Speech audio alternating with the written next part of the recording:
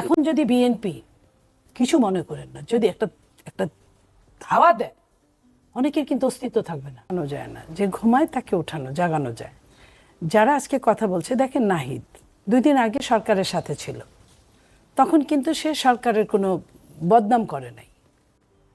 2 দিন আগে ওই জায়গা থেকে সে চলে এসে এখন সরকারের বদনাম করছে, এবং সে বলছে যে কি আইন শৃঙ্খলা পরিস্থিতি, পুলিশিং ব্যবস্থা মনে করি না একটি জাতীয় নির্বাচন সম্ভব। বুঝেন সার্জিস, সে কি বলছে, যে পর্যন্ত শেখ হাসিনা ফাঁসি না হবে, এই যে ভাষাগুলো, ফাঁসি না হবে, এটা তো আইনের ব্যাপার। তারা মামলার, আপনি তো একজন অ্যাডভোকেট, মামলার মেরিটটা কতটুকু, মামলা যেতে কতদিন সময় লাগে, ফাঁসি পর্যন্ত যেতে কতদিন সময় লাগে, এগুলো কিন্তু আমরা অনেকেই জানি। বাংলাদেশে আরো দেরি হয়, যদি ত্বরিত হয় সেটা কতদিন, ততদিন পর্যন্ত নির্বাচন হবে না। কি সুন্দর, মানে ইসের আবদার, মামাবাড়ির আবদার, এইসব আবদারে তো কয়দিন আপনার সহ্য করবে মানুষ।